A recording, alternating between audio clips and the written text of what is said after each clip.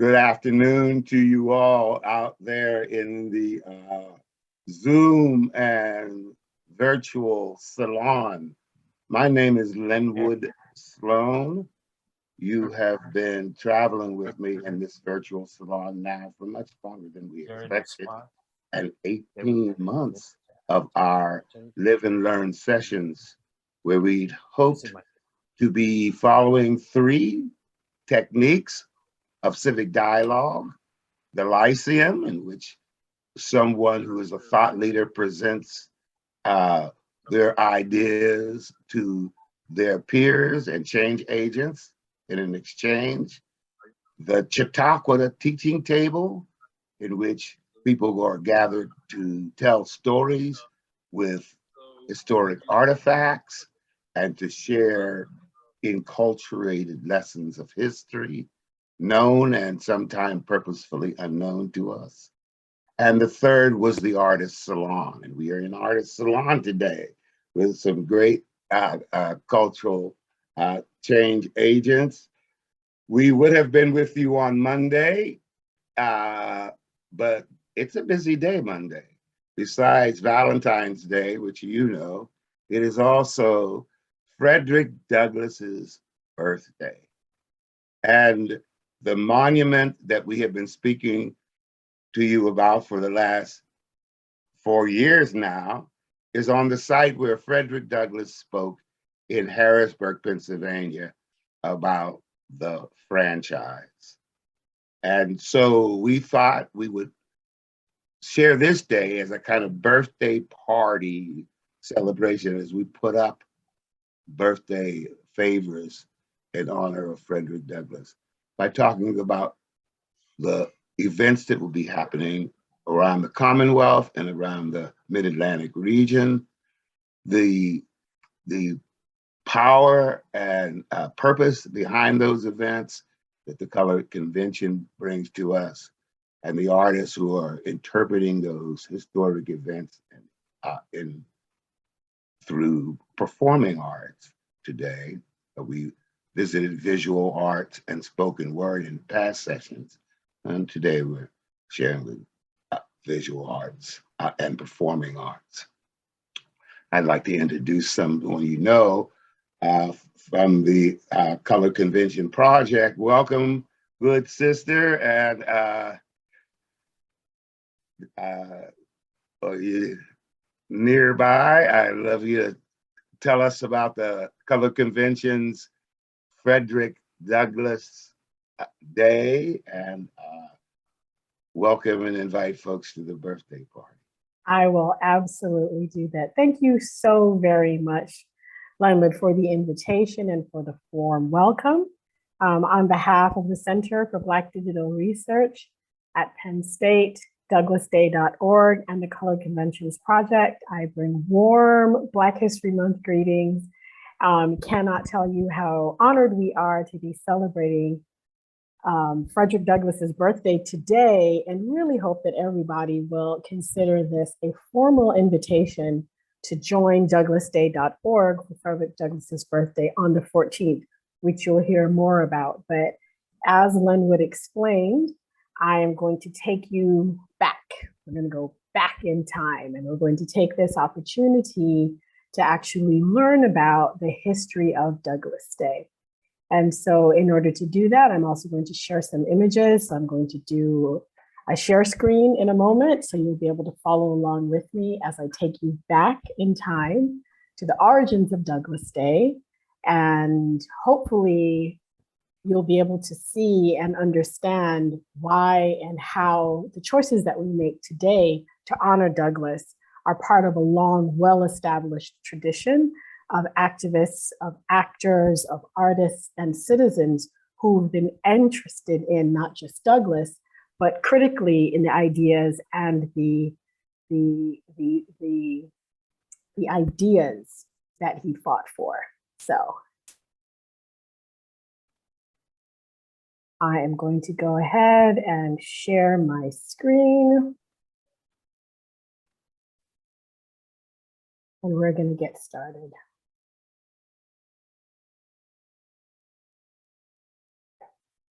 Go.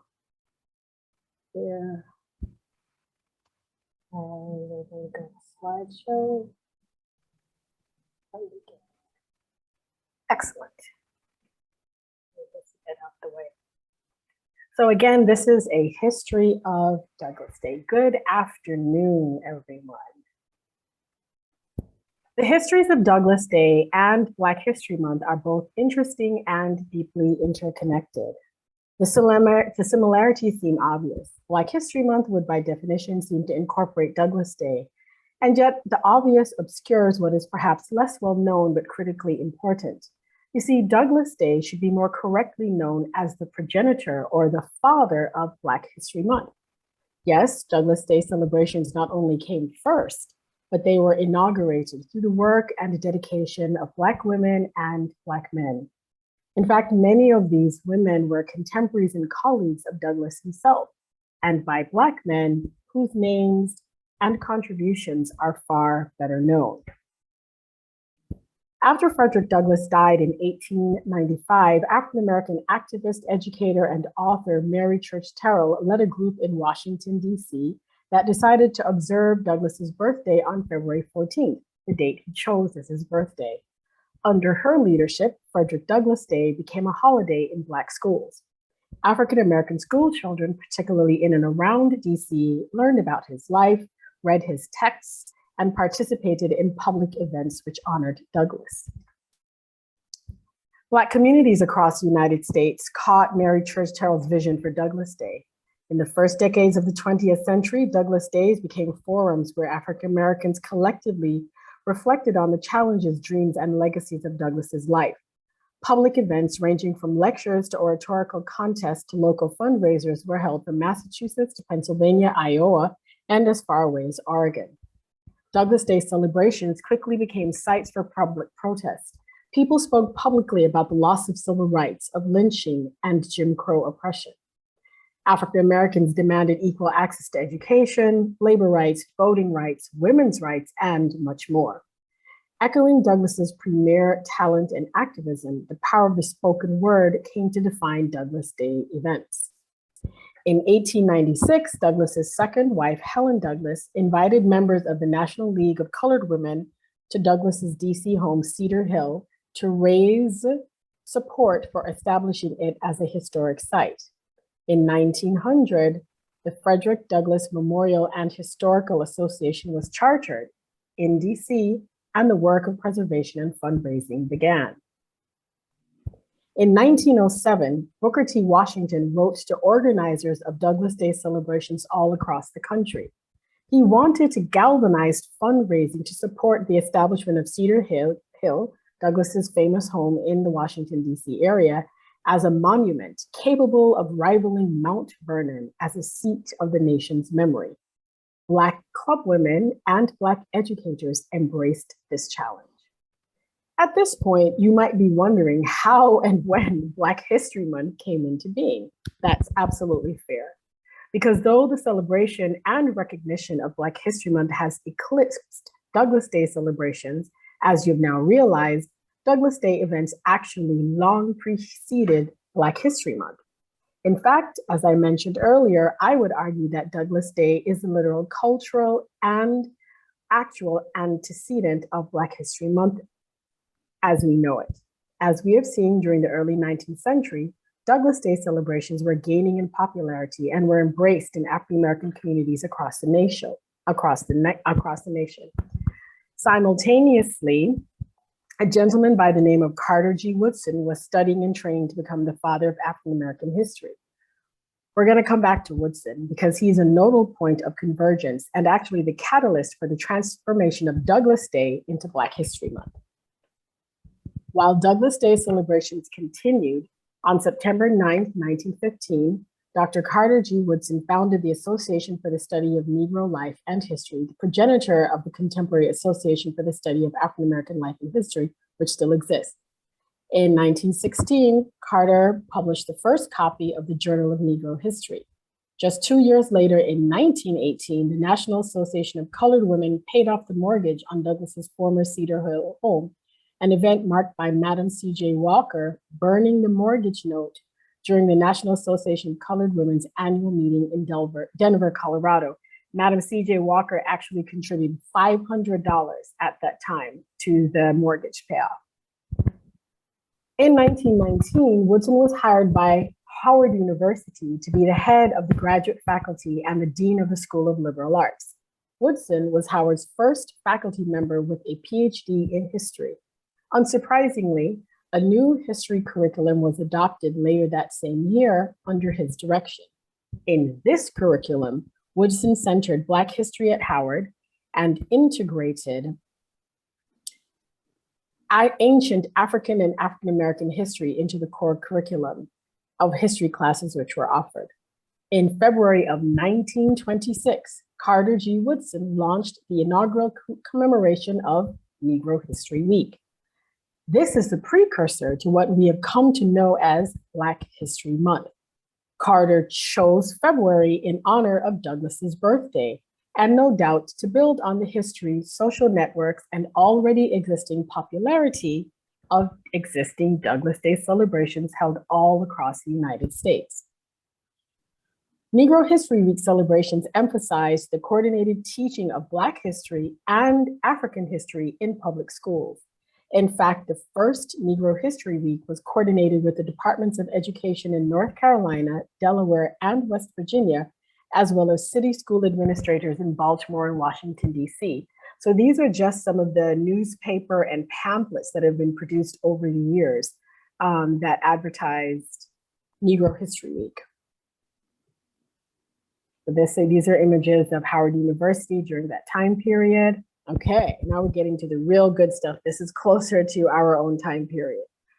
43 years later, February 1969, African-American teachers, professors, and Black students at Kent State University proposed building explicitly on Woodson's idea and expanding Negro History Week into a month-long celebration of Black history.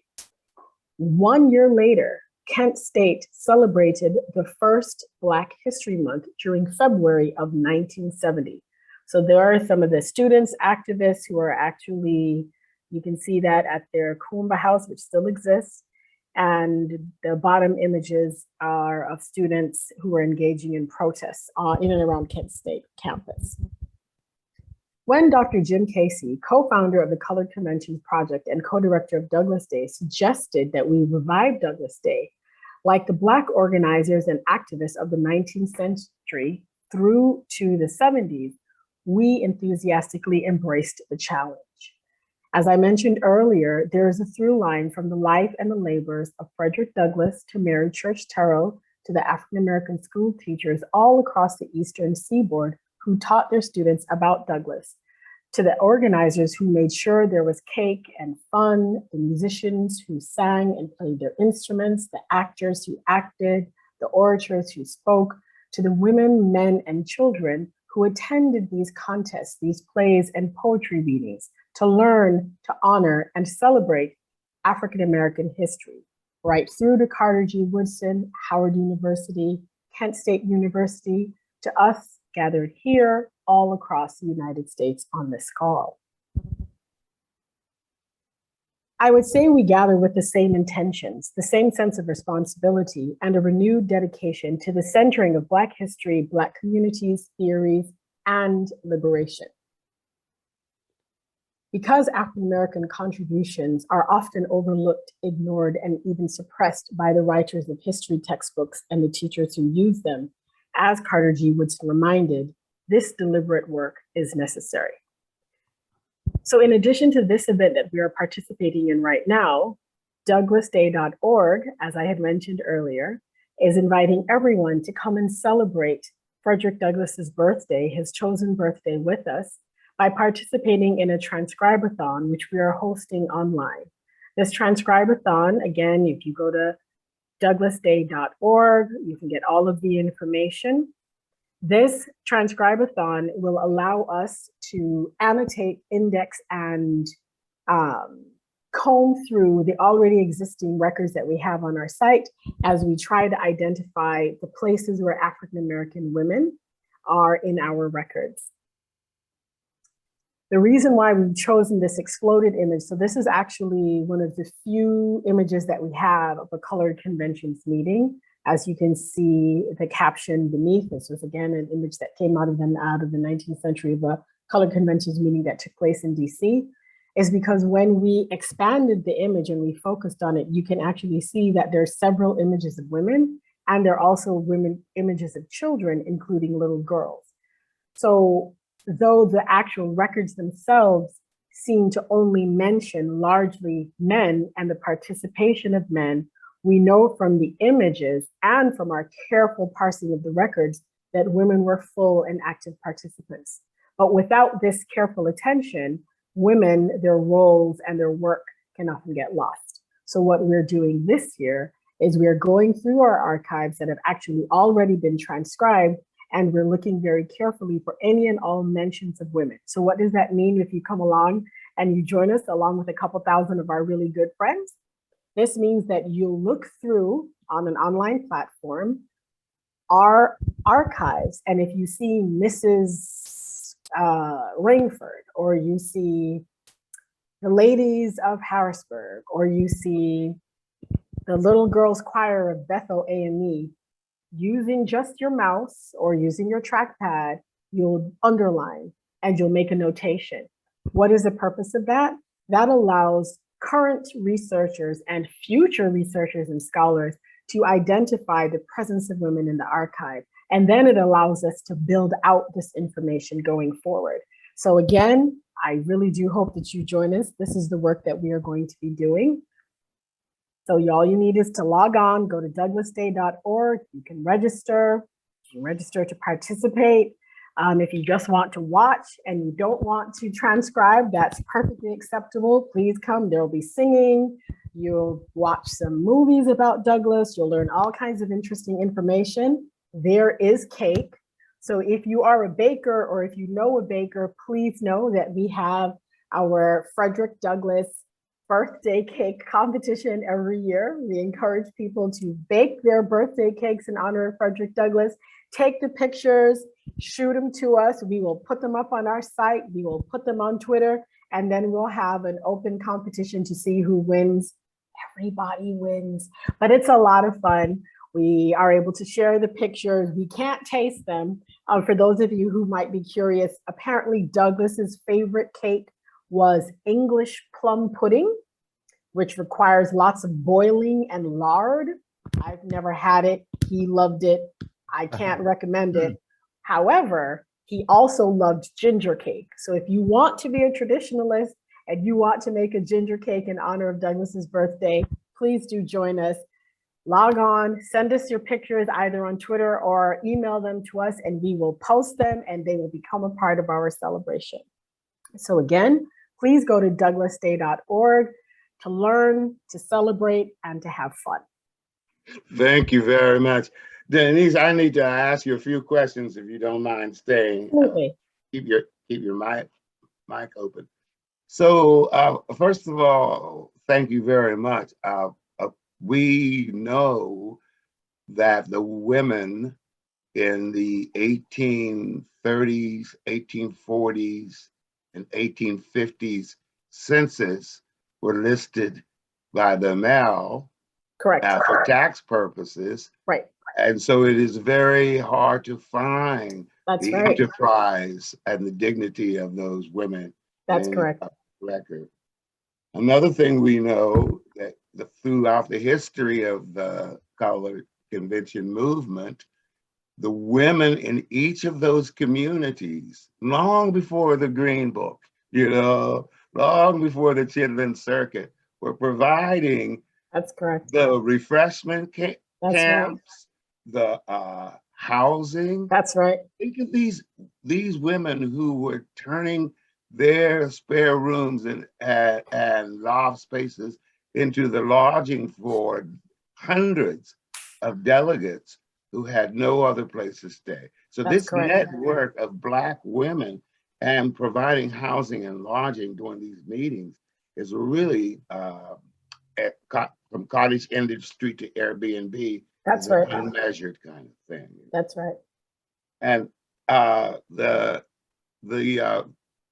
we know here in Lancaster, Pennsylvania, for example, that we are doing the Thaddeus Stevens and Lydia Hamilton Smith project to restore their homes as research centers.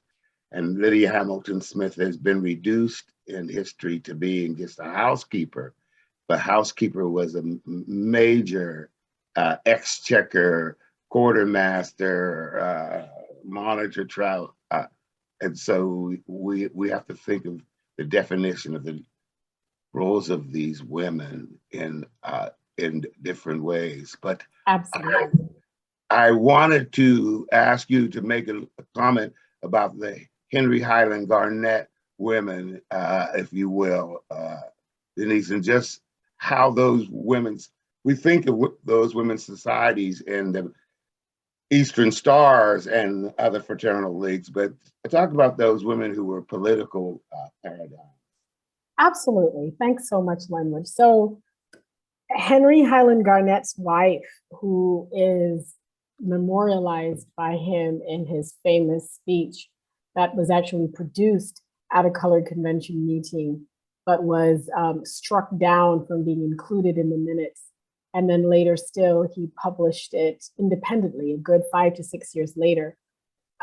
He immortalized his wife by listing her by name in his oration as someone who offered him feedback and criticism, which improved his work.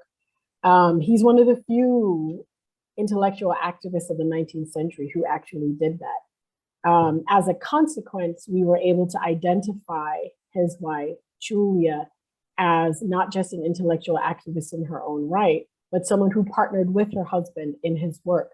Later still, generations of African-American women, right down through their family line, including, I believe, Laura Garnett, who became the first Black woman doctor in the state of New York, and a number of other African-American women activists maintained that tradition. Similarly, you have organizations, as you said, the Eastern Star, the Phyllis Wheatley clubs, many literary societies, where African-American women studied books, studied history, and studied political strategies that later showed up in organizations like the National Association of Club Women, the Urban League, the suffragist organizations that women took part in and participated in as further down in the turn of the century. But what we've been able to identify through our research is that African-American women, often in segregated spaces and co-ed spaces, were not just full participants, but were often the backbones. They were the ones who were raising the money. They were the ones who were providing the, as you said, the housing, the food, the clothing, literally, not just washing and sewing and mending, because as Lenwood already mentioned, people traveled hundreds and sometimes thousands of miles walking or on horseback to attend these colored convention meetings and these other political meetings. And as you can imagine, when you would arrive, sometimes your clothing would show that you had been walking for days or you had been riding horseback for days. And there were literally groups of women who were already organized to manage that. We found records where women would then have, so you'd think sewing circles, and in this contemporary moment, we think, oh, maybe they're making a quilt. Well, yeah, they were making quilts, but they were also ensuring that the people who were going to speak from the podium and going to represent the community felt comfortable and felt dignified in their apparel and the ways that they were being presented in the public sphere. So we really have to, especially within the context of African-American history, rethink the ways we think about care work and what we categorize as political and how and why. And that's part of what we're trying to do with the emphasis on Black women in the archives that we're focusing on for Douglass Day, and also on our site, where you will find more than one exhibit that talks about the boarding houses, that invites us to think about where people stayed, what did they eat, where did they go, as a way of rethinking not just the role of women, but what constitutes effective intellectual activism and organizing. And you know that I have had the privilege as both as a colleague and as a board member of Christine Keneally to have these conversations about the women in Frederick Douglass's life, both the women in his personal life and the women who supported his work, who were on the platform with him, who advocated and advanced for him. And Christine, you've been talking about a number of the African American women who traveled both in the United States and Ireland. And would you share by a segue both the critical support that Frederick got from the women and some of the women who were his peers, his colleagues, and his co-agitators? Yeah. Well, first of all, I want to say thank you, Denise. That was just fantastic. Thank you so much. Great to hear about the origins of Black History Month in America. And if I can just say, in Ireland, we celebrate Black History Month, but in October. So we elongate it, so it's October. So yeah, some of my research has been on Black abolitionists who visited Ireland. And my starting point was really Frederick Douglass, who obviously is the most famous. But as I was researching Frederick, I came to see he was the most famous, but he was not the only one who visited Ireland. So between about 1790 and 1860, I think about 30 Black abolitionists came to Ireland. And Henry Highland, who you spoke about, was one of them. I've only identified 2 women so far, but I'm hoping more might emerge. As you say, and it's a word I use a lot, women with a backbone of activism, absolutely, and they deserve to be written back into history. So the 2 women I've identified who came to Ireland, you probably know Sarah Parker Remond, who was part of the remarkable Remond family. Her brother also came 1841, and as you know, they were friends with Frederick. So just a brilliant family, brilliant activists. And then the other woman who I speak about as well is Elizabeth Greenwood, who is Elizabeth Taylor Greenwood, who was known in her lifetime as the Black Swan, and she was a self-taught opera singer. So again, she was trailblazing. We know what she sang in Ireland, mostly actually activist songs, which is really interesting. But she didn't really leave a written record in Ireland.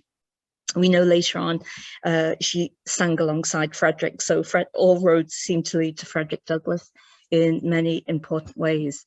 So that really has been my research. But I think, and I don't know if Lenny wants me to talk about it now, it's a salon, you can tell me, but one of my points of contact with Frederick is he visited Ireland in 1845. At that stage, he was 27 years old. I think the picture we have in front of us is Frederick at 27. Often when we think of Frederick, we think of the elder grisly statesman, but as a young man, he was incredible. We know he'd self-emancipated aged 20. He wrote his narrative 1845. It propelled him into the limelight in a way that was both good and bad, and his friends persuaded him he should leave America in order to be safe. He travelled across to the great city of Liverpool, stayed there for 2 days, and then went on to Dublin.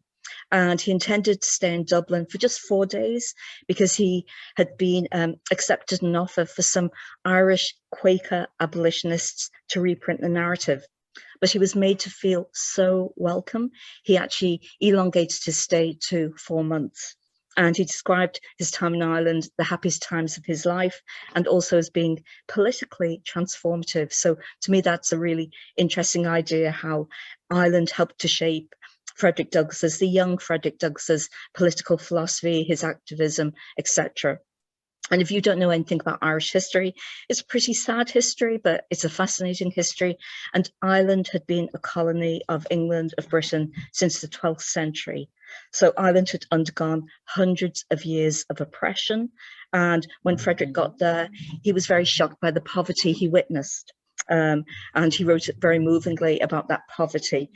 Sorry, that is my dog crying, and I apologize. But I know Frederick. Dogs and cats and tea are allowed in salon. Yeah. Okay, thank you. And I know Frederick later in life had a dog called Frank, so I know he liked dogs. Anyway, so Frederick came to Ireland and he was asked to lecture, which he did. And his very first lecture in Dublin was 3rd of September, which was the 7th anniversary of his self-emancipation. So for him, it was a very moving occasion. Of course, people crowded in, the room wasn't big enough. So they asked him to lecture again, each time in a bigger and bigger venue. So about 12 years ago, I set myself the task of transcribing speeches. So very interested in what Denise is doing, transcribing the archives. And I transcribed Frederick's speeches he made in Ireland, and he made approximately 50 speeches. Each one was different. He didn't use notes, and he could speak for 2 hours. And to me, when I felt very close to him when transcribing his speeches, but you get a real sense of his brilliance, his sense of humor, his warmth, just who he was as a man, as an activist. And also through those 4 months, you sort of see a progression as he gains in, I think, in confidence and in agency. And just one example of that is he came for his narrative to be published in Dublin. It was published within a few weeks, 2,000 copies, sold out within days. And so a second Irish edition of his narrative was published. And what's really interesting is Frederick really intervened to direct the way in which his republication of the narrative should be handled. He didn't like the photograph of him, the image of him in the Boston edition of the narrative. He wanted a different image. He wanted to write his own preface, unheard of, and he wanted to include testimonials from people he'd met in Ireland. So again, within a very short space of time in Ireland, you see how Frederick is changing, developing agency in a way I think is very exciting. And his connection with a lot of Irish nationalists, again, helps to shape him. Can I talk about the statue now? Because I think the statue might be of interest.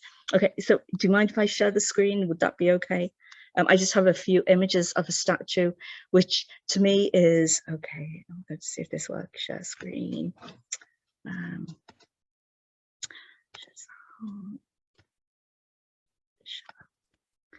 And Lenny, can you see that? Yes, ma'am. Thank you. Okay, so,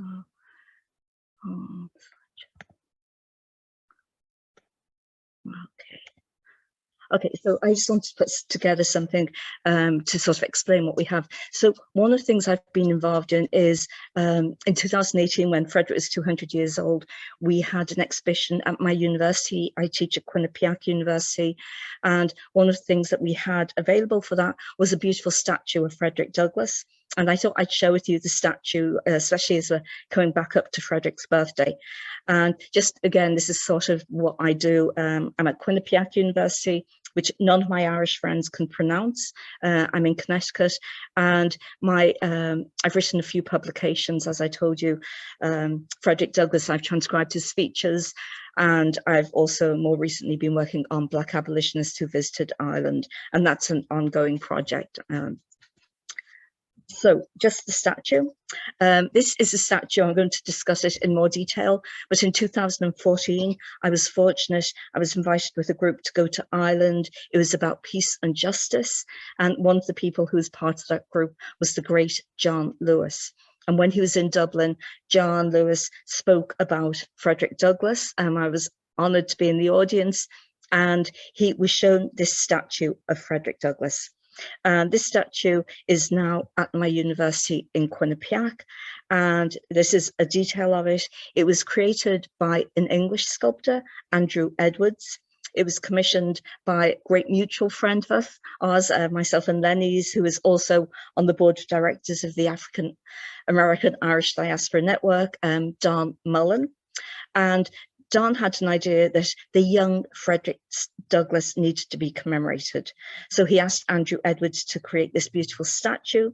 It's a very powerful statue. It's a very dynamic statue, and it's a large statue. It's almost 9 foot by 9 foot.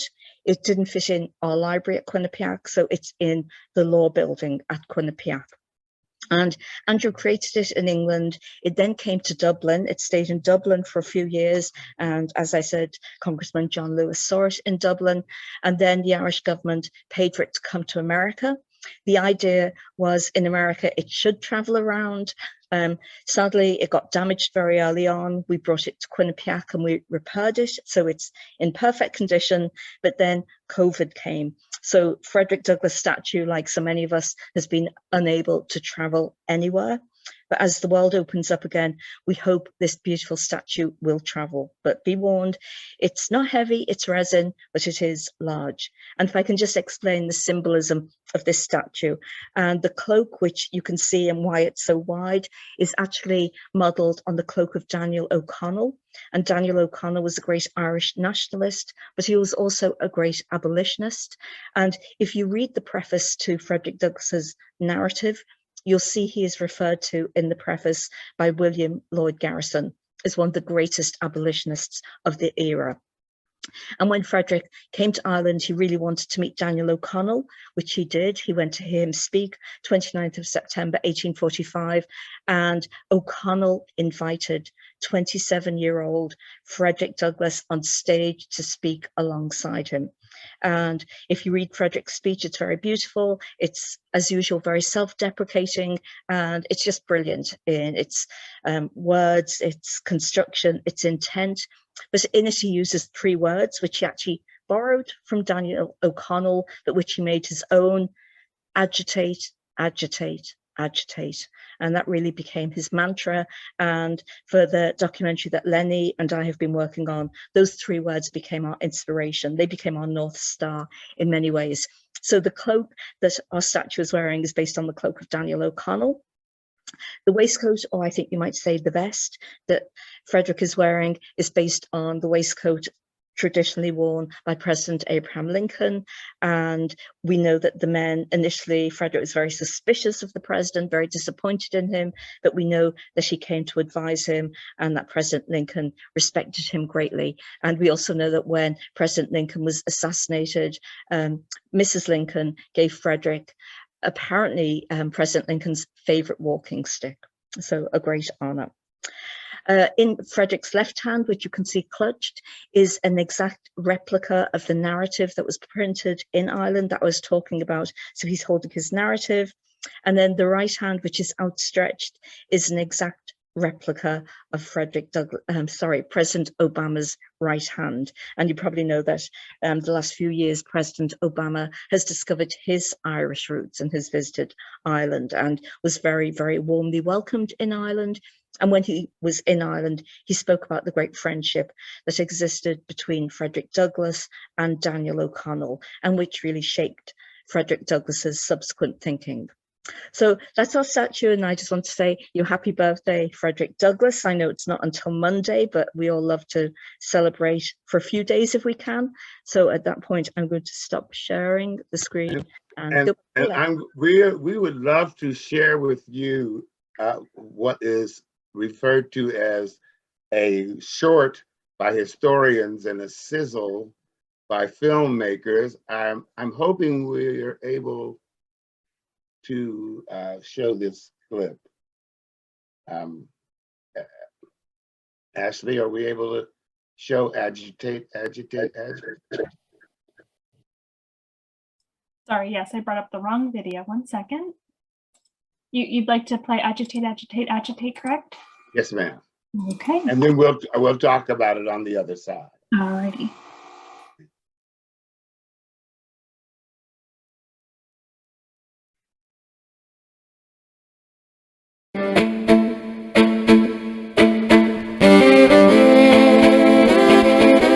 I am Nettie Washington Douglass, the great-great-granddaughter of Frederick Douglass. Breaking free of enslavement, Frederick devoted his tremendous powers to rally a movement to abolish slavery and to fight for freedom, justice, and equality. Finding his voice, Frederick uniquely leveraged all aspects of culture to communicate the pain of enslavement and touch the heart of America. In 1845, just 7 years after claiming his own freedom, he brilliantly commented on the meaning of music to the enslaved. Sometimes I feel like a motherless child. I have often been utterly astonished since I came to the North to find persons who could speak of the singing among slaves as evidence of their contentment and happiness. It is impossible to conceive of a greater mistake. Slaves sing most when they are most unhappy. The songs of the slave represent the sorrows of his heart, and he is relieved by them only as an aching heart is relieved by its tears. I have often sung to drown my sorrow, but seldom to express my happiness. A long way from home. I've been frequently asked how I felt when I found myself in a free state. It was a moment of the highest excitement. This state of mind, however, very soon subsided. I was yet liable to be taken back and subjected to all the tortures of slavery. Oh, the car emancipation rides majestic. After escaping enslavement and moving north, Frederick's growing profile as an eloquent abolitionist put him in danger of recapture. He fled again, this time to Ireland.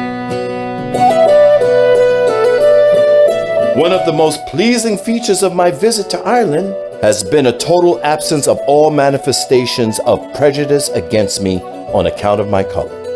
I find myself not treated as a color, but as a man, not as a thing, but as a child of the common father of us all.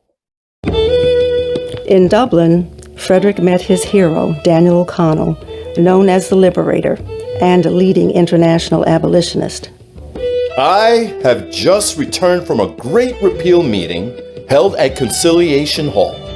I've heard many speakers within the last 4 years, speakers of the first order, but I confess, I have never heard one by whom I was more completely captivated than by Mr. O'Connell. In January of 1846, before leaving, Frederick reflected on his time in Ireland. I can truly say I have spent some of the happiest moments of my life since landing in this country. I seem to have undergone a transformation. I live a new life. Frederick was transformed by his 4 months in Ireland, a journey that led him to be an international champion of human rights. He who really and truly feels for the American slave cannot steel his heart to the woes of others. And he who thinks himself an abolitionist, yet cannot enter into the wrongs of others, as yet to find a true foundation for his anti-slavery. Frederick returned to the U.S. in April 1847 as a free man, his freedom being purchased by British women abolitionists. He returned with new confidence and agency, determined to fight oppression wherever it existed. In respect to political rights, we hold woman to be justly entitled to all we claim for man. All that distinguishes man as an intelligent and accountable being is equally true of woman. And there can be no reason in the world for denying to woman a hand in making and administering the laws of the land. Our doctrine is that right is of no sex. Aged only 34, Frederick lectured in 1852 to the Rochester Ladies Anti-Slavery Society. Historians and humanists regard it as one of the greatest American speeches of all time. What to the American slave is your 4th of July? I answer, a day that reveals to him, more than all other days in the year, the gross injustice and cruelty to which he is the constant victim. There is not a nation on the earth guilty of practices more shocking and bloodier than are the people of these United States at this very hour. Did America fight a civil war to defend the Union or to end slavery? The 1863 proclamation did not end slavery, but it forged a friendship between Frederick and President Lincoln. Still, the ending of the war brought disappointment. I am for the immediate, unconditional, and universal enfranchisement of the black man in every state in the Union. Without this, his liberty is a mockery. For in fact, If he is not the slave of the individual master, he is the slave of society. Frederick died in 1895 at the age of 77. In his final autobiography, he recalled his time overseas. The friends of freedom in England and Ireland saw in the Negro a man, a moral and responsible being. In the name of humanity, they denounced the crime of his enslavement. It was the faithful, persistent, and enduring enthusiasm of William Wilberforce, Daniel O'Connell, and their noble co-workers that thawed the British heart into sympathy for the slave. My great-great-grandfather Frederick was a breathtaking example of the power of transformation. His life was unparalleled in scope and impact. He still continues to be a voice for all time. Home.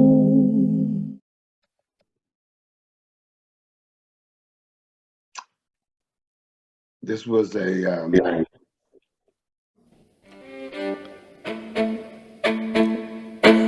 just gonna let this roll for a minute.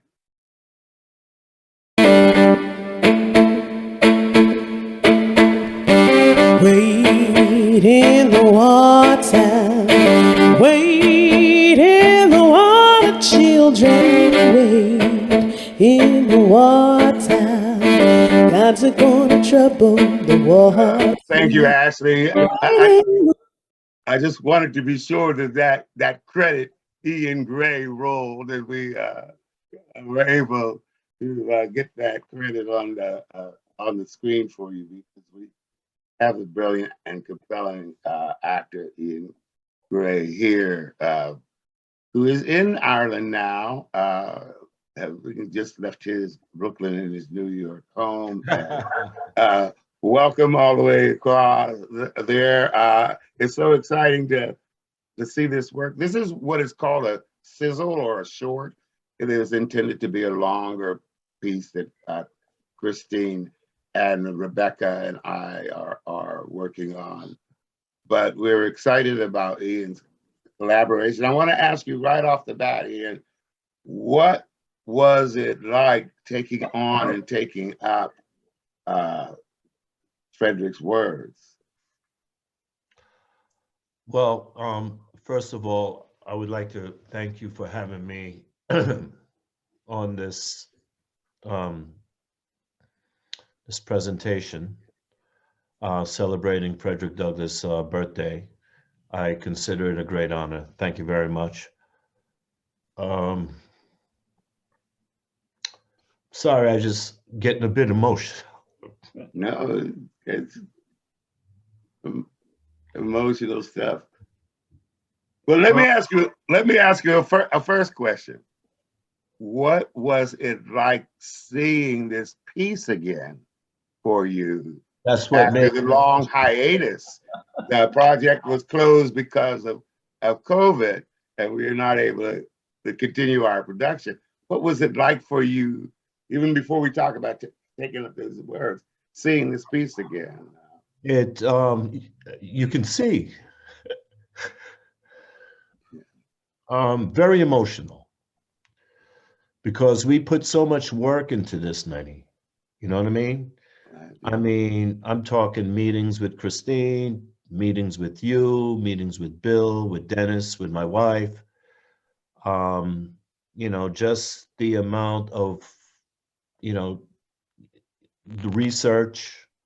I didn't know anything about Frederick Douglass until I took on this project. I mean, I knew of him, but, you know, he wasn't a historical giant that we were taught in schools, especially in the 60s and the 70s. You know, if you wanted to learn about African history, that was something you took on your own, you know. It's very emotional, you know, playing him. I don't think I could do Frederick Douglass any real justice right now. You know what I mean? I think that I'm just touching the surface of him. There's so much to this man is, you know, in his complexities. You know what I mean? I mean, when you think about the time, what he was born into slavery, what was going on at the time, you know, just constantly being in fear, knowing hunger, you know, being separated from his mother, from all his siblings, you know, connecting with his aunt, who at the age of 6, just constantly experiencing and seeing her raped, not being able to do anything, learning how to read. I mean, enduring countless hours of hard labor, physical, psychological abuse. After going through all of that, escaping, which was epic, that's a whole nother thing. So I think, you know, playing Frederick, I would say, is a lifelong project for me. It's all the development. Even with you and I, when we were rehearsing, and you gave me all these notes and all these things to think about, which was refreshing. Just brought me back into the theater all over again, you know what I mean? And classes, it's so much, you know? Even like looking at the statue that Christine presented, I think part of the process of taking on this role, I could see just meditating on the statue alone and meditating into this man's eyes. You would get some of it. In terms of taking on the role, preparing for the role, I think that's a lifelong project, Lenny, to be honest with you, because you have to think about, well, damn, what was his fear? What was the level of his fear? You know, like even when he escaped slavery, you know, and he was on the train and everything, and he had to disguise himself and almost got caught. And then when he got connected with the abolitionists, I think, was it in Kansas City or one of those places? And then he had to secretly and underground do speeches to enlighten the people. And at any minute, any time, he could be captured. You know what I'm saying? I mean, that's a whole nother headset. That's a whole nother level. And, you know, to think about, okay, like you talk about his wife, how his wife was a great inspiration. And you think about, well, damn, what did they discuss? What were they talking about? What was her fear like? How did it affect? You know, there's all these questions, all these things that you have to, or you think about embellishing. You can't embellish it with just one role, you know, or just one presentation. You can, I mean, to actually give this great man the justice that he deserves. I just, it was one of my greatest experience as an actor to take on this role. Unfortunately, it was cut short, and you know, we didn't have enough time. But it was one of my greatest experience. We were hoping that we would have the full-length documentary in the field by now, but we are climbing up the rough side of the mountain, as the spiritual says. But let me ask you, Ian, a different kind of a question. How did you relate to, respond to, and navigate the construction of Frederick's Victorian English, the cadence of his address, the nuance of his metaphors and similes, which were foreign to us in the 21st century? How did you get inside of the 19th century man, the landscape of his language? Were you talking tongue twisting? You know, you're talking about a language that you and I and Christine and all of us are used to, you know, because what I've learned from that, just by even reading his speeches, is the English language evolved. You know what I mean? It's like how you would phrase certain things now is not how it was phrased at that time. You had given me some information, some advice in terms of looking up poems, how these poets wrote and spoke at that time.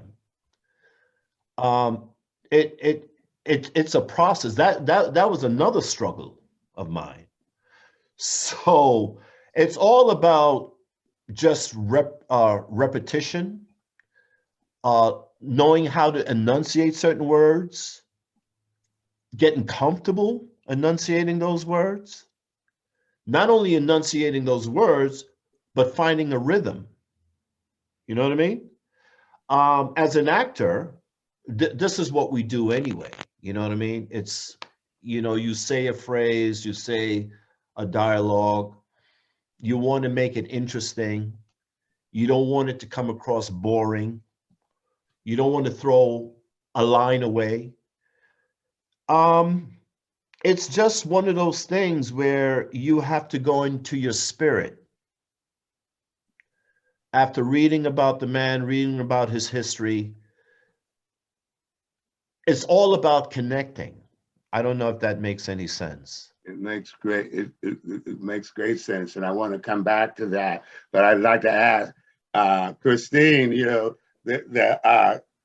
our coach, you know, of all this content. You had worked with Ian on other projects, and we were really excited that you brought into the project. What kind of advice would you, having read, articulated, translated his speeches, what kind of advice would you give to actors and reenactors who are entering the landscape of his 19th century work, Christine? And what kind of road signs would you, Ian and I were like, sometimes Ian would say, Lord Jesus Christ, I have to breathe. Where is the breath in this sentence? You know, like,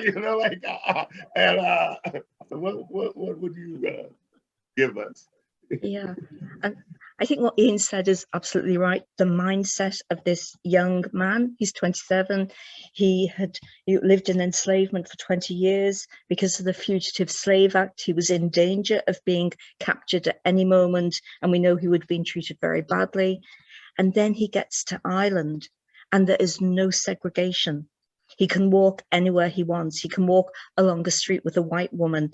Nobody attacks him. People respect him. And that sense of liberation, I think it's so incredible what he must have been feeling. But just back to his language, I think your poetry is right. Having transcribed his speeches and just the way in which he uses language, the way in which he constructs an argument is so sophisticated, so clever. His cultural reference points, we know he loved poetry, he knew Shakespeare, he loved the Bible, and he brings all that to bear in his speeches. They are really, really wonderful. But if I can just, when Ian was speaking, it reminded me of one word we had a problem with, and it was in a letter. Oh yeah, it was in a letter that Frederick wrote back to William Lloyd Garrison. And it's very powerful because he contrasts being free in a country run by a monarchy compared to being not free in a so-called republic. So he talks about this and, you know, the soft grey sky of Ireland, whatever, but the word in which he describes England as being, can you say it, Ian? Can you remember it? What was it again? The word where he describes living now in a monarchical society. Oh, I'm still having problems with that We word. had so many phone calls trying to get that one word right. It's how do you say monarchical? Even now I have to space it out. Lenny, say that word. It's really tough. It's living in a monarchy. Oh, monarchical. Yes, you put it Monarchical. beautifully. Monarchical. Monarchical. Monarchical. Monarchical societies. Yes. But we stuttered over that word. So I just, yeah, it's a And word we you had don't to- hear today. There were many times where we worked together, and Ian and I were trying to figure out how he breathed, where he took the breath in a sentence that was a paragraph and a half long, and so eloquently carved and tailored that you couldn't. We had to split up the sentences. Yeah. Remember? Yes, and give you internal moments for the shift of thought, so that some of those sentences seem like they are subvocalized, and Right. and some are but it's architectural work in the hallways where there were 500 to 1,000 people sometimes, and no microphone, and no ability, and so the ability to passionately throw the voice out into the room and have it come back, the use of call and response, even in his own pattern, it was remarkably musical to approach these speeches. It wasn't always tailor-made. You know what I mean? It wasn't always smooth. You got to remember that he was dealing with a hostile crowd sometimes. You understand? I mean, listen.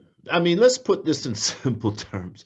We're talking about a man who learned how to play a violin in 3 days. Who does that? Yeah. You know, Frederick Douglass. I mean, seriously. So, but Ian, very quickly, I have to ask Christine to tell us the story about why he was learning the violin, because learning to play the violin in the 3 days is the effect of a cause that Christine, will you share that with me?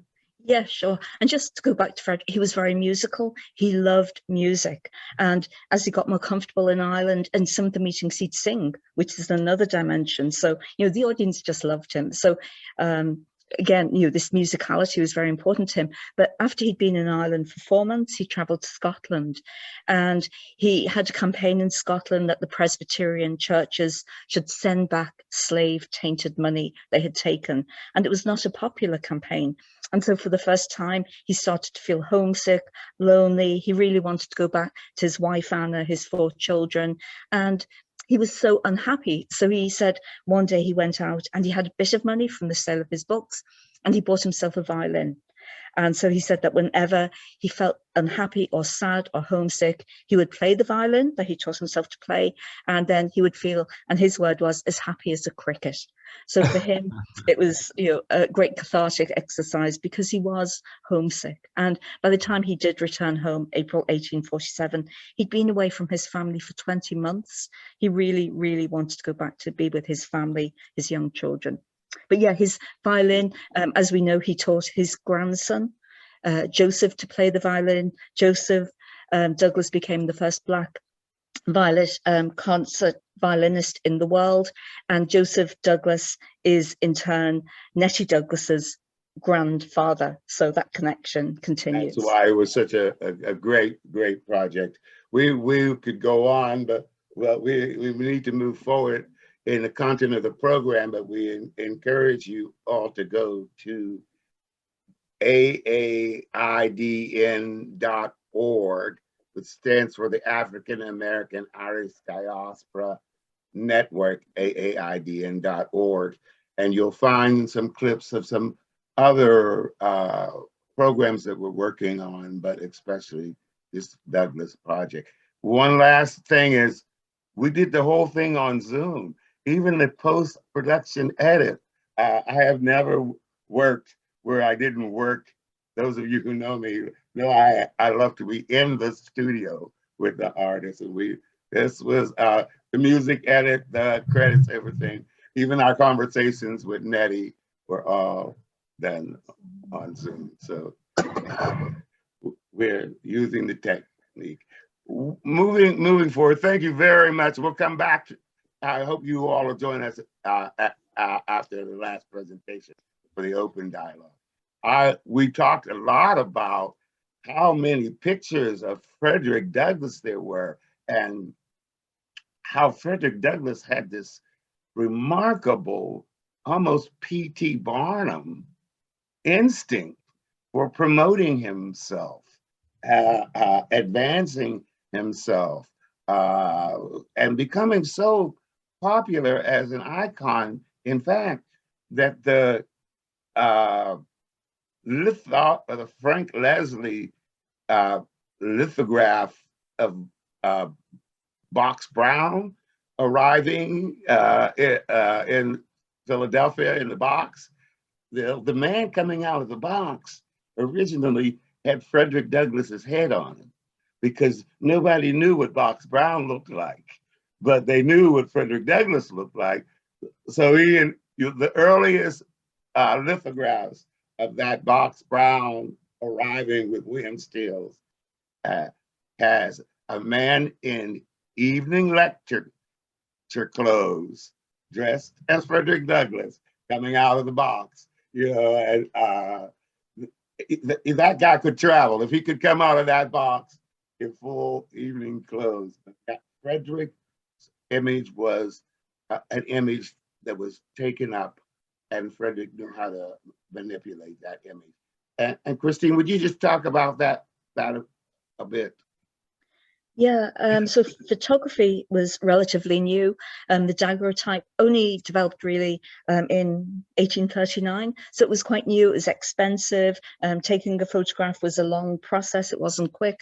But Frederick very early on realized the power of, I think, what we call now visual literacy, maybe, and that for a lot of people who were not literate, images were very, very important. And as I said, in the narrative in Ireland, he really wanted to control the message, and his image was part of that message. But he very early realized that photography, he described it as a form of democracy, because in his words, the camera did not lie. We now know that it can be distorted, but in the early stages of photography, what you saw was what you got. But he became what we believe now is the most photographed man in 19th century America, which is incredible. But when you look at his images, again, he was very much countering a negative stereotype by always appearing immaculate. He's very handsome anyway, and he looks at the camera directly. And that is unusual. And again, that's him asserting his agency, saying who he is. So they are very, very powerful images. But again, as you say, because of this use of images, we really feel that we know Frederick Douglass. And sometimes some of the cartoon representations for him were really unkind and conform to all those negative stereotypes. So again, having those photographic images is a really good counterpoint to those negative stereotypes. And we found this little piece that we'd like to share with you. It's oddly enough about selfies, but we thought it could demonstrate for us how Frederick Douglass had a deep understanding of the use of visual literacy and the press and the broadside advertising, which was a new concept. So Ashley, if you could bring up our little Selfies get a bad rap. They're thought of as being for vain young people, with their lips pursed, downward angle, smizing, and posting to the gram for likes. Well, some of that is true, but selfies are actually one of the most important cultural movements that we've ever had. They show the world how we see ourselves, and that helps change how they see us too. But to fully understand the selfie's power, you have to look at the first person who really harnessed it, 19th century abolitionist Frederick Douglass. No, that's Don Cheadle playing Frederick Douglass. We're talking about this guy. Even though there are relatively few photos of black people from that time period, you've probably seen a photograph of him. There's a reason for that. He was the most photographed American of the 19th century, photographed more than President Lincoln, more than General Custer, more than Ulysses S. Grant. Obviously, Douglass never used a smartphone's camera. He didn't even take the first self-portrait.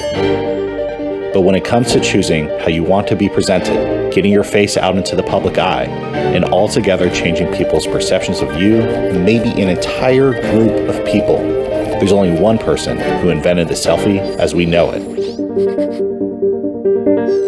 When I was around 5 years old is when I started to notice that my ancestors had some importance. Back home, 3 of the 13 new Frederick Douglass statues were unveiled today. I would ask my classmates and my friends, are your grandparents on statues?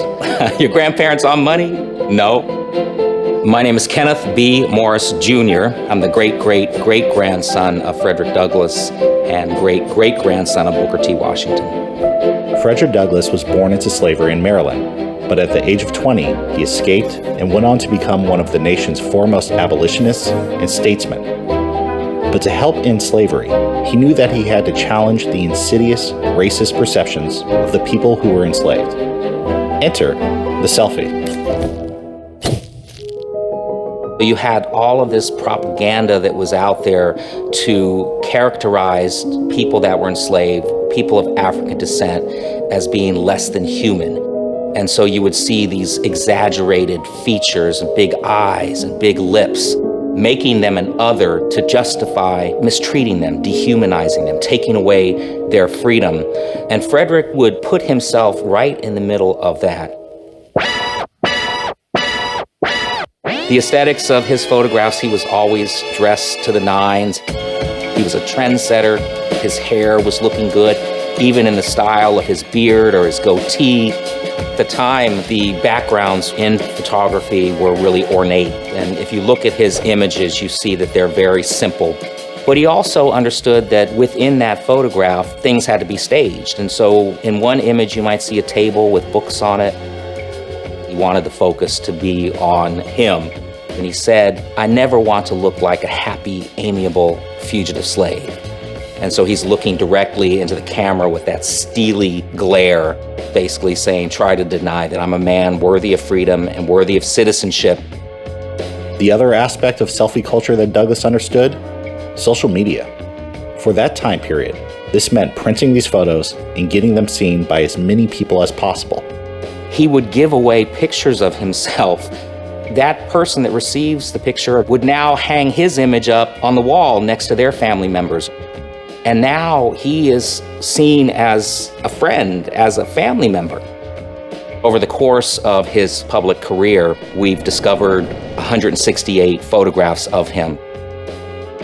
He understood that he could present himself as a man worthy of freedom, worthy of citizenship, and change how people thought about people of African descent who were enslaved. Today, 5 billion people in the world have cell phones, and 3 billion people are on some form of social media. People are taking so many photos that we've come to think of them as frivolous. But the increased accessibility to photography and distribution means more people can present themselves as they want to be seen. Trans men, trans women, those who are genderqueer or non-conforming, those with diverse neurology or diverse physiology, teenagers, adults, seniors. Douglass is singular in his struggles and his accomplishments, but he laid out a blueprint for how we take selfies based on how we want others to see us. And here's just one example. Jana Garza is an artist in Austin, Texas, who was diagnosed in 2015 with polymyositis, a progressive muscle wasting disease. When she was worried about being perceived as sick, the selfie offered her a way out. I was on a lower dose of chemo than most people, like cancer patients, for example. But then my hair just started falling out in clumps. And one night I decided to shave it. I took a picture of myself that night. And I think that's the night that my self-portraits began. One of my early favorites is the boxer. Although I probably didn't realize it at the time, one of the driving elements of creation there was trying to express myself as someone who wasn't sick. For me, the whole selfie movement liberated me and gave me an avenue to express myself, gave me an avenue to put myself out there the way that I wanted to be represented. It's just my self-expression, and my illness doesn't live there. And I think that art saves lives. I know it saved mine. In the last 17 years of his life, Frederick Douglass resided in this house. From the second floor, he could see across the Chesapeake Bay to where he had been born into slavery. It was a reminder of how far he had come and about how much can change in just one generation. The first iPhone only came out a little over a decade ago. And now, a majority of the world's population has a smartphone with a great camera at all times. An entire generation has grown up with these tools. They're using selfies to continuously define and redefine their identity, their sense of self. So what would Frederick Douglass do with a smartphone? Certainly, if he were here today, he would be on Twitter with 10 million followers. He would be on Instagram taking selfies, and instead of 168 images, he'd have 168,000 images probably in a month's time. And so people today can use that technology in the same way Frederick used technology in his day to communicate a message. Oh, hey there. If you enjoyed this video, please give us a like and subscribe to Freethink for more great stories about people changing the world. Okay, selfie done. Thank you. This is Robert Chapman Smith of fine Washington, D.C., a Black filmmaker who worked on this piece, gives us the knowledge that Frederick Douglass was not only intuitive, but he was premeditated in many of the ways that he approached resistance. He was vigilant in breaking down stereotypes, but also as vigilant in controlling his own. We hope you enjoyed that piece and can begin to look for Frederick Douglass as we celebrate his birthday and as we cross this year. Look beyond the old gray-haired Frederick Douglass. You know, there's too many men in there for us to create a monolithic stereotype of the man. There are too many transformation lines of change, of pain, of revelation. I always think, Ian, as we talk, Frederick Douglass came home from Ireland with his freedom papers in his pocket, in his breast pocket.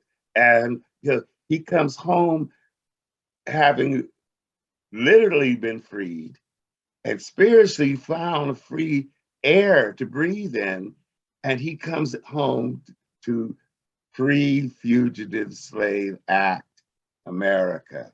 So what was the transformation of that man who had found freedom, literally and philosophically, and still returned home to bondage? It's really a critical transformation. I think, Christine, as liberating as the transformation across the Atlantic was, the return home, free in spirit but not in fact, was a very compelling thing, which forced him, as the speaker said, to be in the middle of stuff, to put himself in the middle of stuff. And my father has always required that his children be in the middle of stuff. When we were 60 years old, we were taken to union halls and labor halls to set up the chairs for meetings. And when we were 12 years old, we were taken to the Brotherhood of the Sleeping Car Porters conventions. And when we were 14 years old, we were speaking at the Masonic Lodge about the Negro and labor and enterprise. So when I met Gene Ruskin, and he talked about his incredible allegorical piece about Frederick Douglass in a union hall, And Christine, when he told me that Francis Harper was in it, anytime you mention Francis Harper to me, you get an extra 50 bonus points, When he began to talk about the concept of a theater piece, which is about labor and union, it takes us back to things that Booker T. Washington is saying about industry and agriculture and enterprise, things that Du Bois and Garvey are saying about self-empowerment. I became ensorcelled, root word being sorcery, ensorcelled with Gene's storytelling about Frederick Douglass and the labor movement. And Gene, welcome. And would you tell us about your piece, but how it came to be and what kind of a crooked road took you to this production? Thank you, Linwood, and thank you also Ashley and the Dauphin County Library and everybody. It's a pleasure to be a part of this whole conversation about this just remarkable man. And especially for me, I live in Maryland now, but I grew up in Philly. So, it's sort of great to be back in Pennsylvania. Some of my family members actually are on this event here.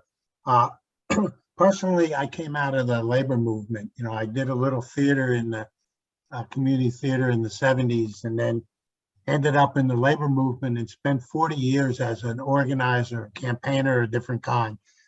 And then I retired at the end of 2012 and just wanted to get back to that theater piece that I had played around with in the 70s. And I did a first show, and then the second one, I started thinking about Reconstruction, because this was a period of history that I've always sort of been fascinated about, but nobody really knew. And I created this play, which is called The Moment Was Now, that was on stage in 2019 and 2020 in Baltimore. And fortunately, we filmed it because it got shut down by COVID. And it takes place in 1869, and the setting for the play is Baltimore. And the story is set in motion inside the play by a speech by Frederick Douglass, which you'll see after my comments. And you'll also hear from McCown Holmes, who played Frederick in the play, and you'll see him in the footage. The whole approach to this, though, was inspired by W.E.B. Du Bois. And so this is a different lens on Frederick Douglass than generally we've heard, and a different lens on Reconstruction than generally we've heard. Du Bois wrote Black Reconstruction in the 1930s and turned on its head the whole interpretation of what happened during Reconstruction, which was written by, after Reconstruction was destroyed, more or less, by the whole lost cause narrative that it was a failure. And he turned that on his head. And what Du Bois's book writes about Reconstruction from the perspective of the whole country, of the North and the South. Everything was going on then. And that's why my play is set in Baltimore, not in Atlanta, for example. Baltimore was a border state, in a border state.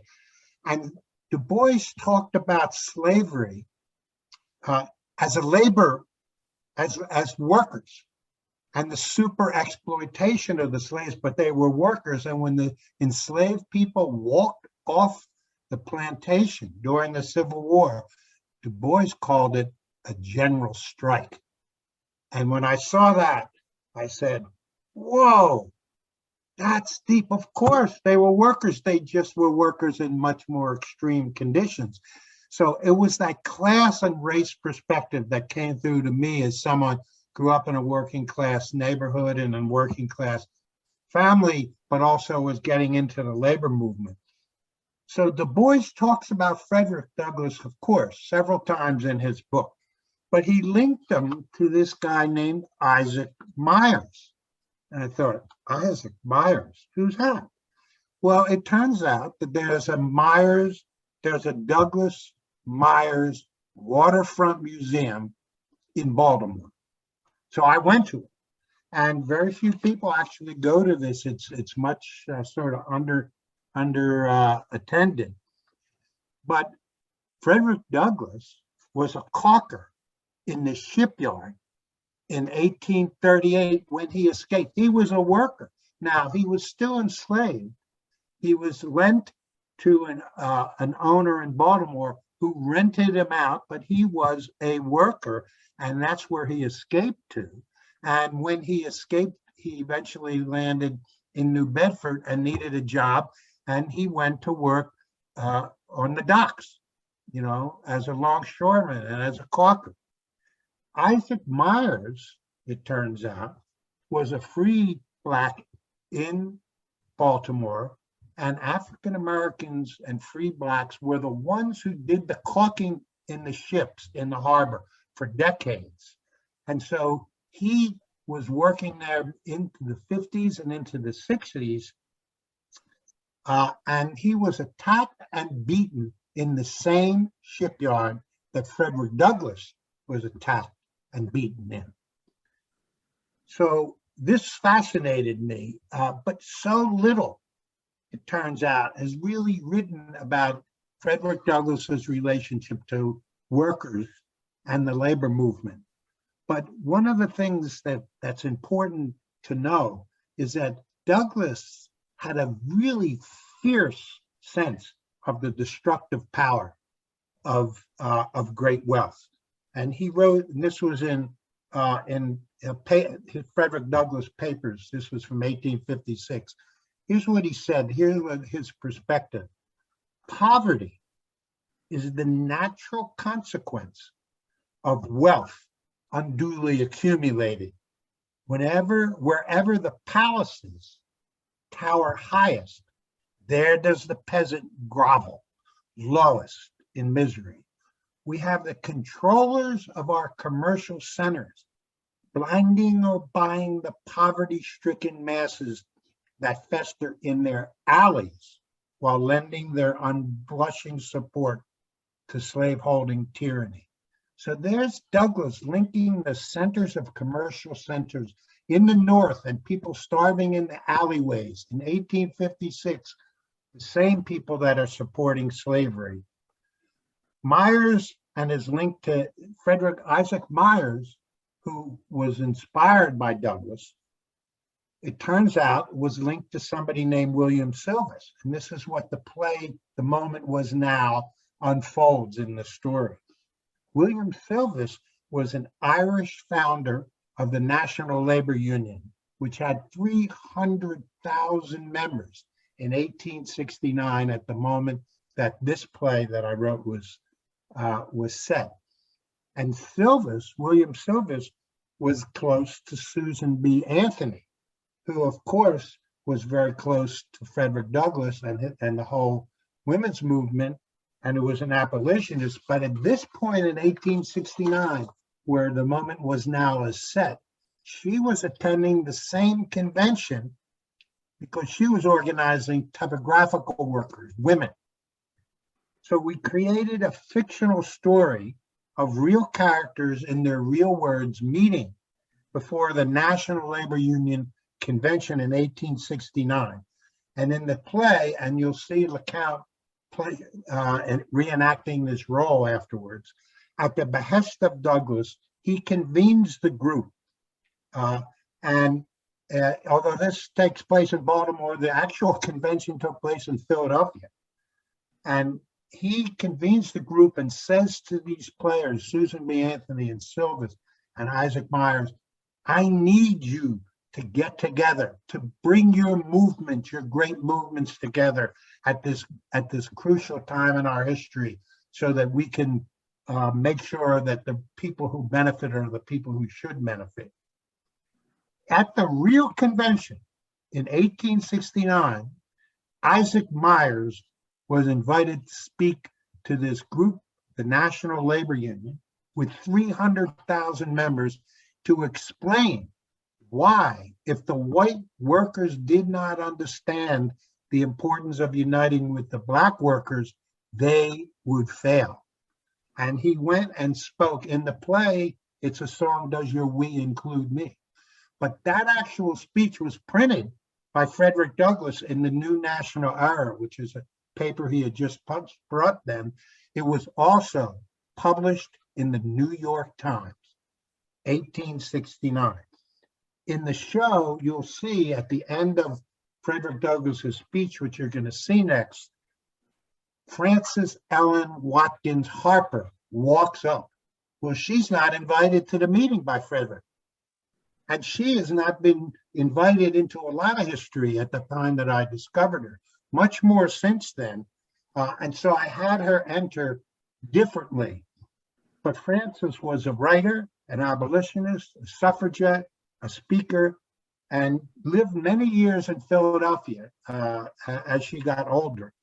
She was the one in the play and in the real life, when I started finally getting her words, who understood the relationship between race, class, and the oppression of women. She's the only one in the story that I tell who understands that. And she's played by a woman named Julia Nixon. You won't get to hear any of her singing in this clip that we're going to show. But she's just as a remarkable performer, and I want to dedicate this moment to her. She died of COVID in October in 2021 rather, which is a huge tragedy. But you'll get a little glimpse of her vision of Julia. Lurking behind all this, and this is what Frederick Douglass was referring to, is Jay Gould, and he's a robber baron who is really exactly the powerhouse of control and oppression that Frederick Douglass was looking at, that linked the workers in the South and the formerly enslaved and the workers in the North. What Myers does, backed by Frederick Douglass, he sets up something called the National Labor Union, just like after he speaks at William Silvers's, he already had his own convention planned. They called it the Colored National Labor Union, but he didn't call it that. He just called it the National Labor Union, any more than Silvers called his the White National Labor Union. And he even says in the play, I'll come to your convention, Mrs. Silvers, but will you come to mine? And Douglass, so he starts the colored so-called National Labor Union and a convention of 150 to 200 workers from all over the country. Now we're talking Galveston, Texas, and so on. Somehow, remarkably, make it to Washington, D.C. and pass a whole series of absolutely remarkable principles of the rights of workers. And Douglass eventually takes over this union after supporting Isaac Myers in building this in 1872. But the National Labor Union, neither of the National Labor Unions lasted very much before that. Isaac Myers gets driven out of the shipyard with all the other African Americans and starts his own shipyard company in the late 1860s in Baltimore, a cooperative of African Americans that even hired whites. And Frederick Douglass helps to fund Isaac Myers' cooperative shipyard. We're going to see about 10 minutes of this. Yeah, I'll just close out and then we'll go to there. So Douglass made many efforts to support training and development for African Americans as workers. He got into a huge controversy at one point because the white National Labor Union would not allow his son, who was a printer, to join the Typographical Workers Union. And in closing, Du Bois said something very important about his reference. And the play, the moment was now sort of, and Douglass raises this question, what if we had done the right thing? And Du Bois said, what if the North and workers understood the power of workers combining with the Black vote in the South? And what if the Southern Blacks understood the importance of using their vote for the benefit of white labor, North and South? Perhaps the 1876 compromise ending Reconstruction would never have happened. So we'll hear Douglas's speech next, and then you'll hear. And then we'll have from a the town. conversation, including LeConte, who is the actor on the Yes. other side. Let's look Yes. at the clip. Thank you.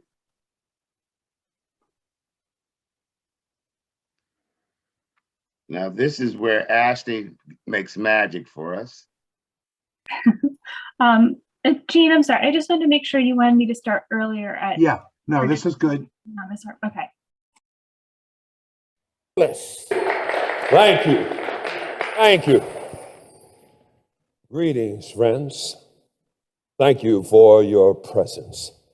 Since you are here, you are no doubt aware that I have worked hard to earn my reputation. My trials and tribulations as a slave who didn't behave, and as a fighter for freedom. It is with profound sorrow that I must declare that we are here in 1869 with the bloody Civil War 4 years behind. Yet justice and prosperity have not been achieved as many in our nation hoped and believed. We won, Frederick. Mr. Douglass. We have victory, but not yet peace. Negroes may soon have the vote, but they dare not gloat. For although for now we have dethroned the slave masters, we have yet to triumph against the dark outlines of the approaching disasters. This era has been labeled Reconstruction, the process of repairing the massive destruction of the South. But I must wonder, in the end, who was this war for? Yeah, who was it for? Yeah. Are free slaves now meant to behave? Why must I still mention, even to well-intentioned abolitionists, that Negro lives matter? Yeah, Negro lives. But we're still taking a beat. Yes, Negroes are being battered by white supremacist brutality in the South, and the reality of discrimination in the North. The Klan are American terrorists, planters, foot soldiers, devils who are growing bolder, who must be banished now and forever. And when will women, colored and white, Women won't be left win out. the fight for full equality? Votes for women. Equal wages for equal work. What about us Even white people? We the have vote. rights too. I had hope.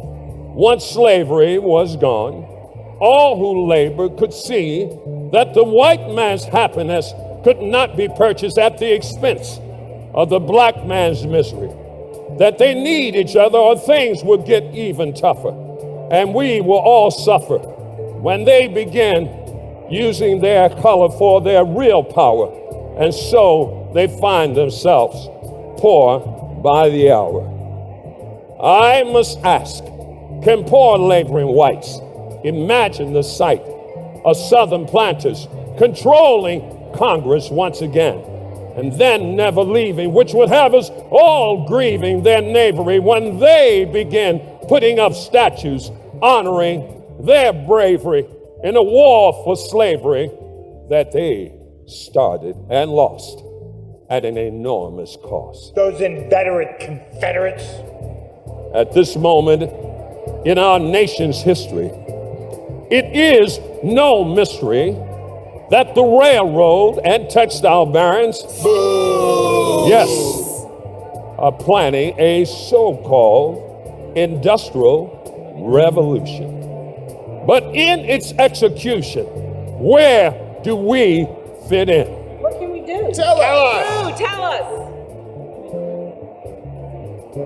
So I have come to the conclusion that I must bring together the people who can unite our great movements before it is too late, to create a plan for massive fulfillment in this moment. For moments come and moments pass, and moments don't last forever. And we cannot freeze them, we must seize them. But who's going to do it, Frederick? Who? Tell us. Let me tell you. Silvis. William Silvis. Ever heard of him? He's always on the move, organizing workers to build the largest union federation in the nation. The National Labor Union, which I must mention, is now holding its national convention, representing members in the hundreds of thousands, but only seems to be arousing white workers. William, I keep telling you that it is essential that you must have some affirmative action to keep traction with your Negro workers and women, and in the South too, or I doubt you will win. Of course you know that, but your actions don't always show that. Still, you're a good man with fire in your belly. Mr. Douglass, Frederick, you know I am a busy man. I am doing everything I can to include everyone, but I can't wait for anyone. Time is short.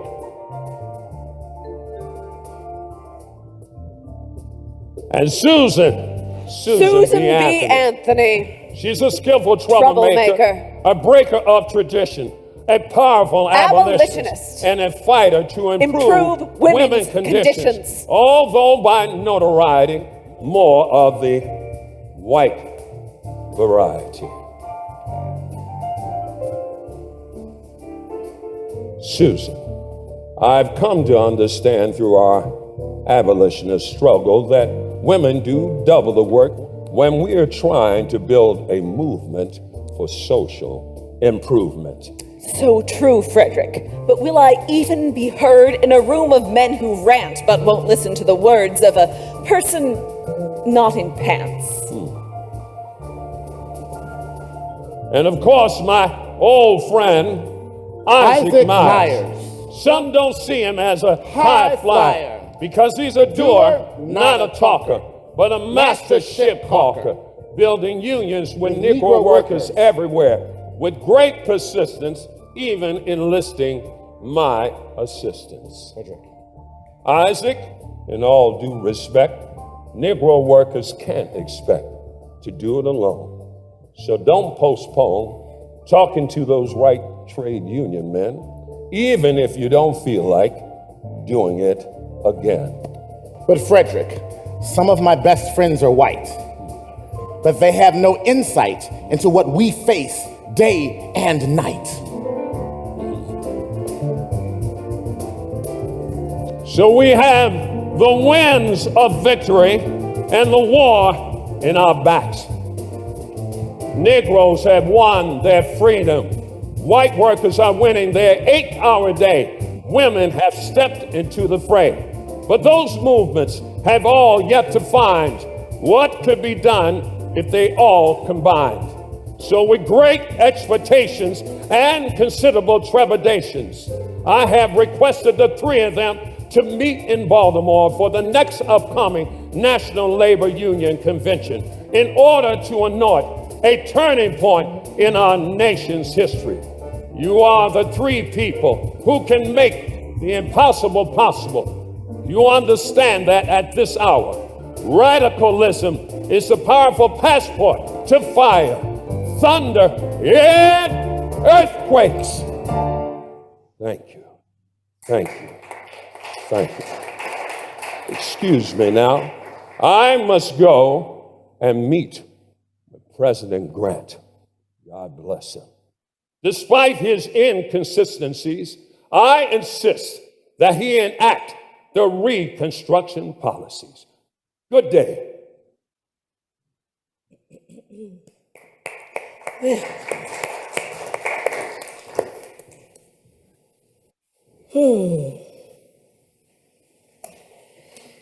Great speech, Frederick, as usual. Well, it's most unfortunate, yet predictable, that I, a Black woman, was not invited to this meeting. Who am I, you may ask? I'm Frances Ellen Watkins Harper. I was born free right here in Baltimore, and I was born into a race whose inheritance is an outrage. And I've spent most of my life battling those wrongs. But I would have thought that my frequent speeches for abolition and women's rights, my published poetry, novels, my extensive work in the Reconstruction South, or just my female Blackness would have gotten me an invitation to this meeting of fellow visionaries. But alas, I'm used to it. Let me just say this. In order for this glorious revolution to take place, it would require strength enough in a democracy to become a nation so colorblind that no man would be known for the color of his skin or curl of her hair. Only then could the privileged be unable to trample upon the unprivileged or those recently emancipated from the oligarchy of slavery. Only then could a president be impeached if he misbehaves. Only then could the nation create the loftiest womanhood and manhood humanity has ever known. Ooh. Now, I need to go to that meeting because they need me to get it right.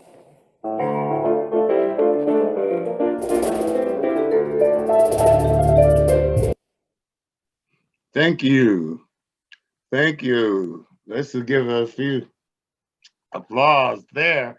I'd like to introduce you all to Lacan, and I'd like to ask this gentleman with such an incredible voice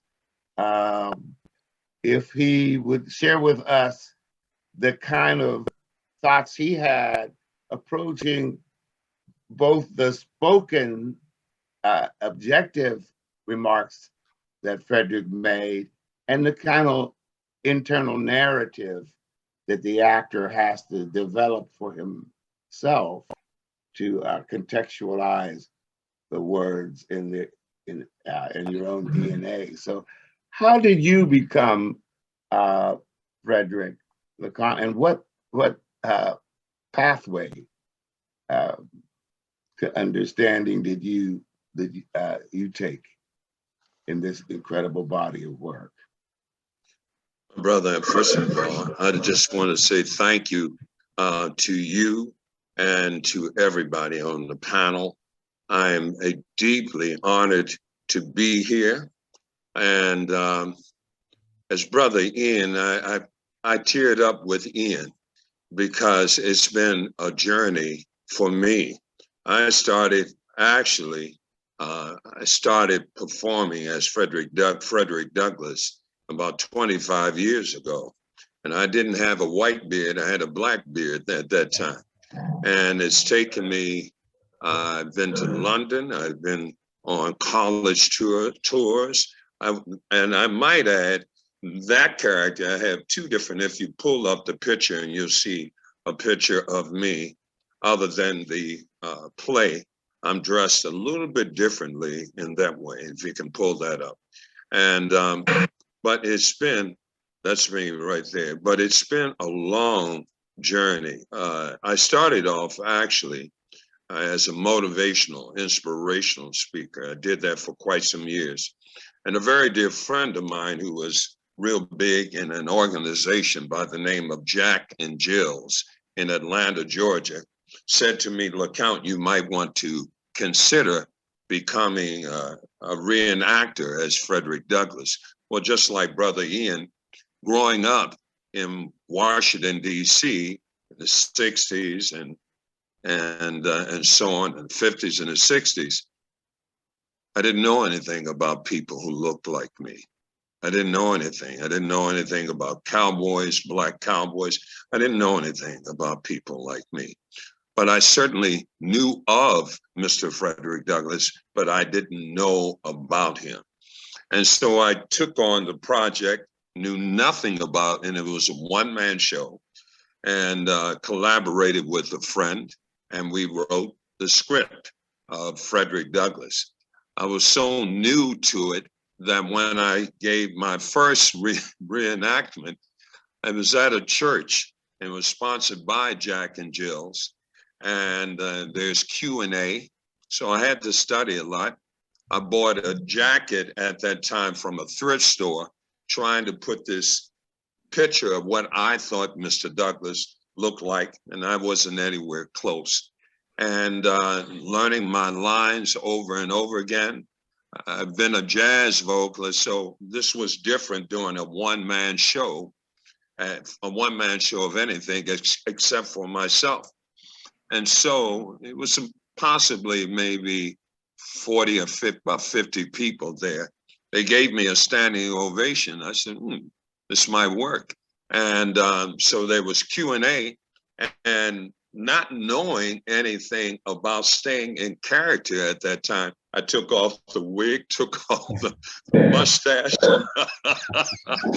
And so after that, I answered the questions, and then I had to go to the men's room. And this brother walked in the men's room. He said, sir, you did a great job, but just to remind you, you never step out of character. And I said, whoops. I didn't know. All of my friends, everybody I grew up with, I'm from Washington, D.C., but I've lived in other places. Everybody worked a real job except for me. My mother used to always say, work a real job, but I didn't want that. I knew that the arts was where I was supposed to be. I just didn't know where I was supposed to be. So it's been a journey. I had an agent and booked me at colleges and universities and telling the story of this man that I have. I'm getting an Ian moment. This man who I wish I knew him. I've been blessed to meet Nettie. I've been blessed to meet some of his family members. It just happened. I just felt that the Spirit said, you know, this is one of the things you're supposed to do. And whether it's good or bad, but this is the message that you're supposed to do. And Douglass was so complex. I don't think there's one person who can really, truly tell his story. I don't think there's one human being who can tell his story. And then performing in the moment was now, that's just a part of his story, just as the Spanish people would say, piquito, just a little bit of the story. What you see here, this picture of me, I think it's 5 years ago, correct me, the National Black History Museum. I cried when they completed it. I cried when I found out that they were going to build this to tell about my ancestors, your ancestors, where I grew up in the day when there was Dick and Jane, you know? And so I thought about it and I said, well, I don't have it like that where I know all of the who's who's. How am I going to represent Mr. Douglass? How am I going to represent my ancestors? And it was real clear. Get in character, LeCount. And so I walked, if you know anything about Washington, D.C., I walked in character as Mr. Frederick Douglass from the D.C. Superior Court and to 15th and Constitution Avenue. It's something like a little bit over 1 mile. I gave monologues and I met all of these people. And this is one of the many pictures that was taken that day. Actually, there were hundreds of people around me. And I was speaking, and introduced me. They knew who I was, except for one guy. I didn't like the way he addressed me. He said, "Hey, Freddie, baby." I ignored him. But I go by Mr. Frederick Douglass. But it was touching the children, for Black kids, white kids, people of all colors, to say, this is Frederick Douglass. So Brother Ian and anyone else who performs or gives some reenactment of this huge, huge historical figure, my prayers and my blessings are with you, because we all, those of us who want to tell the story, those of us who are actors, creative people, we put our own twist on it. We put our own twist on it. But the story will be told and is being told about Mr. Frederick Douglass, and better yet, about Mr. Frederick Augustus Washington Bailey, and that was his real name. So I applaud all of you, and I thank you so very much for allowing me to be here. This is tears of joy, and this was powerful testimony. Let me ask you. Thank you for your personal testimony and the pathway. Let me ask you, what do you discover about yourself each time you take up Frederick? You know, I'm glad you asked that, my brother. I was smiling about when Nettie was introducing the video some years ago. When I did this, I think it was about 20 years ago, I had my agent to sing the song, "Sometimes I Feel Like a Motherless Child." And then we departed. And then I said, I'm going to keep on doing it so I can sing. I had the wonderful opportunity 3 years ago to perform before almost 1,000 people at the Lincoln Theater in Washington, D.C. I have a video of that, a short clip of that. And so to answer your question, it empowers me. It empowers me to be proud of who I am and where I came from. It empowers me, and it tells me clearly that I'm not a slave by no stretch of the imagination. It empowers me to say that I came from kings and queens. And whether or not anybody got the memo or not, I know how powerful I am. There's an affirmation that I wrote 40 years ago, and it says that the name of life's game is don't give up. So giving this reenactment of Frederick Douglass, and I might add this, in that play with Gene, The Moment Was Now, I thought Gene was just going to recruit me as Frederick Douglass, but I played 3 characters, 3 different personalities, 3 different people. And whether or not I did it good, but the play went on. And I was amazed, and I'm 72 years young. I mean, I was 70 when I did that. And they tell me that once you hit 70, everything doesn't compute. I'm not saying that it was easy, but I am so proud to be a part of Gene's The Moment Was Now. But what does this all do for me? It just encourages me. And it also encourages me to pass the baton. I wrote this affirmation. It says, when we fail to pass the baton correctly, we cripple generations to come. But when we pass it correctly, we empower generations to come. So young brother Ian, you and me and all of us, we need to pass that baton correctly. Don't just put it in somebody's hand and say goodbye. Put it in that hand and make sure they got it so that we will empower generations to come. You just got to blow out the candles for Frederick on his birthday cake. You just got to blow out the candles. We have come to the end of our time together, unfortunately, and reluctant. But what better place to end as we blow out the candles and we wish Frederick a happy birthday is for us to take up his speeches, take up his words, agitate, take up his passion, and take Frederick into our lives. We can all be Frederick Douglass today. And please light a candle for Frederick and for peace on February 14th, God bless you all. It's been a great session. Namaste. We're on the edge of 6 o'clock, but I thank you for staying with us. messages in the chat room. We will try to answer with our by posting on our website. You can always go to Dauphin County Library System's website and find our Live and Learn sessions.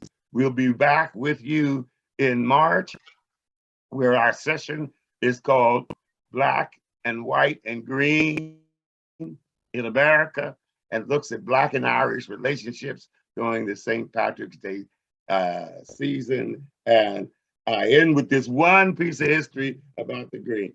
Remember that at the same time that Carter G. Woodson was organizing Negro History Week, Marcus Garvey was organizing for the Pan-African flag. The black, the green, and the red Pan-African flag adopted in 1920 was concurrent with the period of the struggle that rose out of the need for a Negro History Week and an African American history. And it forms, as Bert Williams says, everybody's got a flag except the black man in America. Garvey gave us the flag. Frederick gave us the call to action, which is agitate, you know, and Carter G. Woodson gave us the framework. So we have lots of work to do. Come back and share a Black and Green St. Patrick's Day with us. We'll see you in March. God bless you all. Peace, everybody. Namaste. Thank you, Lenwood. Namaste. Thank you so much. Thank you so much. Thank you. Have a good one.